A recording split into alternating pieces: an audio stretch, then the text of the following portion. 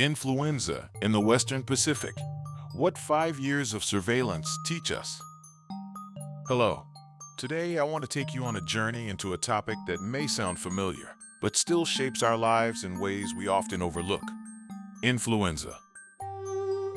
Every year, this virus comes back. Sometimes quietly, sometimes with devastating force. It brings seasonal epidemics, and every so often, it sparks a global pandemic. To understand it better, we'll dive into a fascinating scientific study that analyzed influenza in the Western Pacific region of the World Health Organization between 2006 and 2010.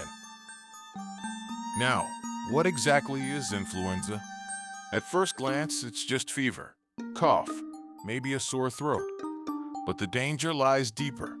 It can trigger severe respiratory infections, worsen chronic conditions, and even lead to death in vulnerable groups. Here's the interesting part. In temperate countries like Japan or South Korea, influenza hits hard in the winter. But in tropical nations such as the Philippines or Vietnam, it's present year-round. No pause, no clear season.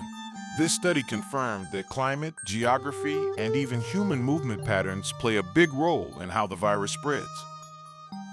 So how do we keep track of a virus that's always changing? That's where the Global Influenza Surveillance and Response System, or GISRS, comes in. This network, created by the World Health Organization back in 1952, monitors influenza, spots new variants with pandemic potential, and recommends which strains should be included in vaccines each year. In the Western Pacific alone, a region that covers almost a quarter of the world's population, 14 countries contributed data to this massive surveillance effort. And here's what they found. From 2006 to 2010, the number of samples tested skyrocketed. In 2006, there were about 65,000. By 2009, in the middle of the H1N1 pandemic, that number exploded to more than 366,000. Think about that for a second. A four-fold increase. This shows how a global health crisis can push surveillance systems to expand and improve almost overnight. The patterns were also clear. Peaks in influenza-like illness matched peaks in lab-confirmed influenza cases. In other words, what doctors were seeing in clinics was being confirmed in laboratories. And that combination, clinical data plus virological data, gave us a much clearer picture of influenza activity. But viruses don't stay the same. They shift, evolve, and sometimes catch us off guard. Between 2006 and 2008, seasonal influenza of AH1, AH3, and influenza B were the main players. Then came 2009. That year, the new pandemic strain, a H1N1 epidemiological, took over, accounting for nearly 2/3 of all reported cases. What's fascinating is that new strains often showed up first in Southeast Asian countries, like Cambodia, Vietnam, and Singapore, before appearing later in Australia, New Zealand, and even further north. This supports theories from scientists like Trevor Bedford and Andrew Rambout, who explain how influenza migrates globally thanks to human travel and interconnected societies. Now, here's something many people don't realize.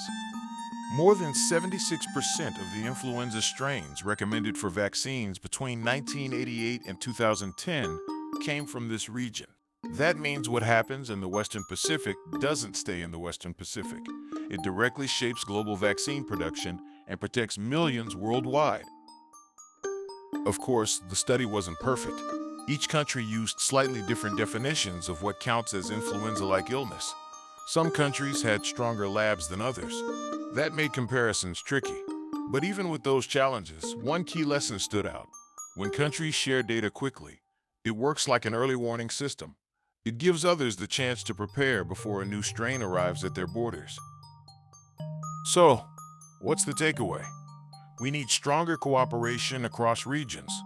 We need common definitions. We need better labs, and we need to keep the information flowing. Only then can governments design effective policies to control influenza and prepare for whatever comes next. This video is based on the article Epidemiological and Virological Characteristics of Influenza in the Western Pacific Region of the World Health Organization, 2006 to 2010. It was written by members of the Western Pacific Region Global Influenza Surveillance and Response System and published in PLOS I in 2012. Before we wrap up, I'll leave you with this question. After living through COVID-19, do you believe our societies are better prepared to face influenza and other respiratory viruses? Share your thoughts in the comments. I'd love to hear from you. And don't forget to subscribe to the channel. Here, I bring you videos based on scientific research with the help of artificial intelligence, so we can all access knowledge more easily. I'm the research junkie. I do the research, so you don't have to.